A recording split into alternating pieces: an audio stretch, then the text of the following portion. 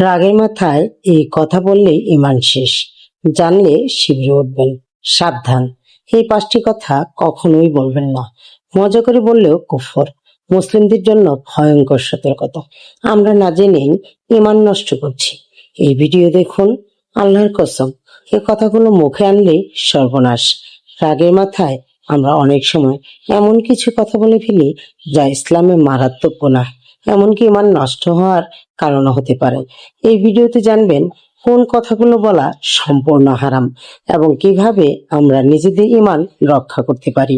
এই ভিডিওটি শেষ পর্যন্ত দেখুন, কারণ একটি ভুল কথা আপনার আখিরাত ধ্বংস করে দিতে পারে। এই ভিডিওতে যা থাকছে রাগের মাথায় বলা ভয়ঙ্কর কথাগুলো, কুফরি কথার উদাহরণ, কিভাবে নিজেকে নিয়ন্ত্রণ করবেন, ঈমান বাঁচানোর বাস্তব উপায়। আল্লাহ আমাদের সবাইকে হেফাজত করুন, আমিন। আসসালামু আলাইকুম প্রিয় ভাই ও বোন, আপনি কি জানেন রাগের মাথায় বলা একটি কথাই আপনার জীবনের সব আমলকে ধ্বংস করে দিতে পারে? আমরা অনেকেই না জেনে এমন কথা বলে ফেলি যেগুলো ইসলামে সরাসরি কুফরি হিসেবে গণ্য। আজকের ভিডিওটি আপনার জন্য খুবই গুরুত্বপূর্ণ, কারণ এই ভিডিও আপনার ঈমান বাঁচাতে পারে। রাগ মানুষের সবচেয়ে বড় শত্রু।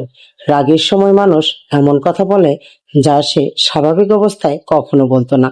রাসূল সাল্লাল্লাহু আলাইহি ওয়াসাল্লাম বলেছেন, মানুষ এমন কথা বলে ফেলে যার কারণে সে জাহান্নামে নিক্ষিপ্ত হয়। তাই আমাদের বুঝতে হবে কোন কোন কথা বলা যাবে না, এমনকি রাগের মাথাতেও না।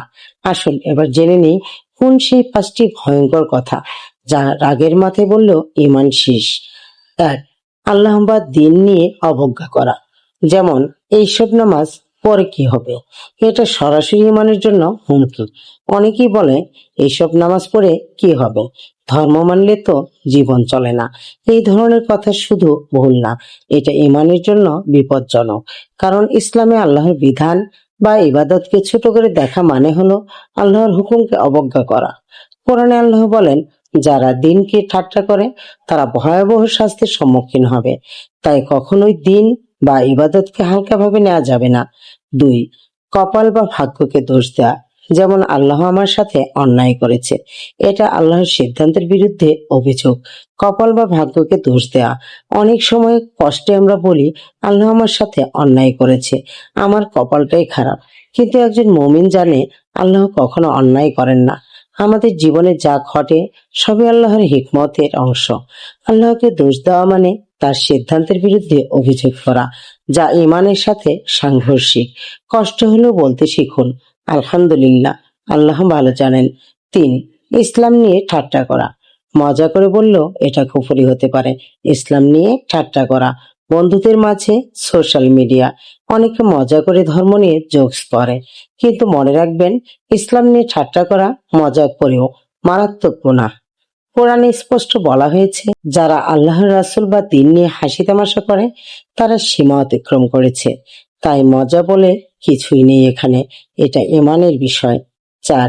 আল্লাহকে অস্বীকার করা বা প্রশ্ন তোলা, যেমন আল্লাহ থাকলে এটা হতো না। এই কথাগুলো অত্যন্ত বিপজ্জনক। আল্লাহকে অস্বীকার করা বা প্রশ্ন তোলা, কখনো কখনো আমরা হতাশ হয়ে বলি আল্লাহ থাকলে এটা হতো না। এই কথাগুলো খুবই ভয়ঙ্কর, কারণ এতে আল্লাহর অস্তিত্ব বা তার সিদ্ধান্ত নিয়ে সন্দেহ প্রকাশ করা হয়। একজন মুমিনের বৈশিষ্ট্য হলো যে কোনো অবস্থায় আল্লাহর উপর বিশ্বাস রাখা। মনে রাখবেন, আমরা সব বুঝি না, কিন্তু আল্লাহ সব জানেন। 5. নিজের ঈমান নিয়ে খেলা করা, যেমন আমি মুসলিম না থাকলেও সমস্যা নেই, এই ধরনের কথা সরাসরি ঈমান নষ্ট করে দিতে পারে। নিজের ঈমান নিয়ে খেলা করা, কেউ কেউ বলে আমি মুসলিম না থাকলেও সমস্যা নেই, এই ধরনের কথা সরাসরি ঈমান নষ্ট করে দিতে পারে। ঈমান হলো সবচেয়ে মূল্যবান সম্পদ, এটা নিয়ে কখনো মজা করা বা হালকাভাবে বলা যাবে না। একজন মুমিন সবসময় ভয় করে আমার ঈমান ঠিক আছে তো, তাই সবসময় দোয়া করুন, হে আল্লাহ আমার ঈমান হেফাজত করুন। এখন প্রশ্ন হলো, তাহলে রাগ উঠলে আমরা কি করব? উত্তরটা খুব সহজভাবে বলছি। রাগ উঠলে চুপ থাকুন, আউযুবিল্লাহ পড়ুন, জায়গা পরিবর্তন করুন, ওযু করুন। রাগ নিয়ন্ত্রণ করা ঈমানের একটি বড় অংশ।